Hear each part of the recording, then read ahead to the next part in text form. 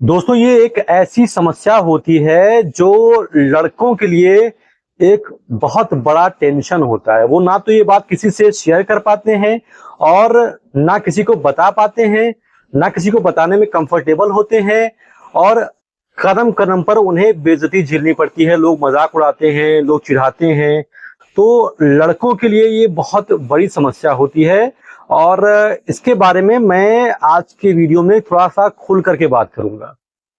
दरअसल आपने बहुत सारे लड़कों को देखा होगा जिनका वक्ष स्थल जो होता है, जो हमारा सीना होता है, ये वक्ष स्थल की जगह पर स्तन बन जाता है और उनके स्तन के आगे महिलाओं का स्तन भी फेल हो जाता है। मतलब इतना ज़्यादा उनका जो सीना होता है वो लगता है कि कोई महिलाओं का स्तन सा है, ऐसा कुछ होता है और जिसकी वजह से उन लड़कों को बहुत सारा समस्या झेलनी पड़ती है, बहुत सारी शर्मिंदगी झेलनी पड़ती है।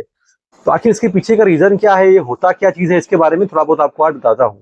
देखिए, इसको साइंटिफिक भाषा में गायनेकोमैस्टिया कहते हैं। तो होता क्या है कि इसकी शुरुआत प्यूबर्टी यानी कि लगभग 12-13 साल की उम्र से होती है और इसमें क्या होता है कि पुरुषों में एक महिलाओं का हार्मोन होता है, इसको हम बोलते हैं एस्ट्रोजन, उसकी संख्या बढ़ जाती है और जो पुरुष का हार्मोन होता है टेस्टोस्टेरोन, उसका लेवल घट जाता है।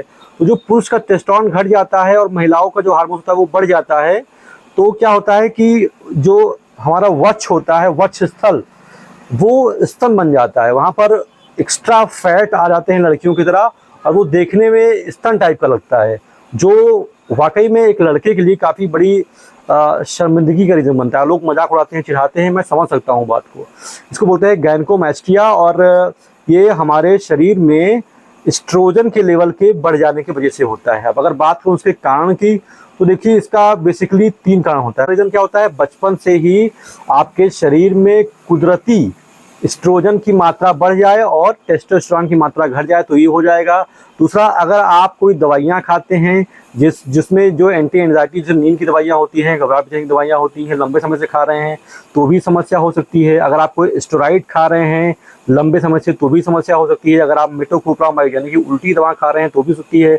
अगर आप बीपी की दवा में स्पेशली बीटा ब्लॉकर्स खा रहे हैं तो भी ये समस्या हो सकती है। इसके अलावा अगर आपके पिट्यूटरी ग्लैंड्स, एड्रेनल ग्लैंड्स या फिर फेफड़े में कोई इन्फेक्शन, कोई ट्यूमर या फिर कैंसर बन रहा है तो भी ये समस्या हो सकती है। अब इसके अगर बात करें उपचार के बारे में, तो अगर आपका जो बाय डिफ़ॉल्ट है तो फिर उसके लिए आप कुछ कर नहीं पाएंगे ज़्यादा। लेकिन अगर आपका कोई कैंसर बन रहा है, कोई ट्यूमर, तो डॉक्टर उसका इलाज करते हैं। इसके अलावा अगर आप कोई दवा खा रहे हैं तो उस दवा की या तो क्वांटिटी घटाया जाता है या फिर उस दवा को बंद किया जाता है, फिर आपको आराम मिल जाएगा। और इसका जो परमानेंट इलाज होता है दोस्तों, मैंने बहुत सारे डॉक्टरों से जिक्र करने के बाद जो पाया वो ये है कि इसका जो परमानेंट इलाज होता है वो होता है सर्जरी। डॉक्टर्स आपके जो एक्स्ट्रा फैट्स आ जाते हैं आपके चेस्ट पर, उसको वो बाय सर्जरी करके वो निकाल देते हैं और आपका जो चेस्ट होता है वो नॉर्मल लड़कों की तरह हो जाता है। तो ये इसका एक परमानेंट इलाज होता है और यही इसका एक समाधान होता है।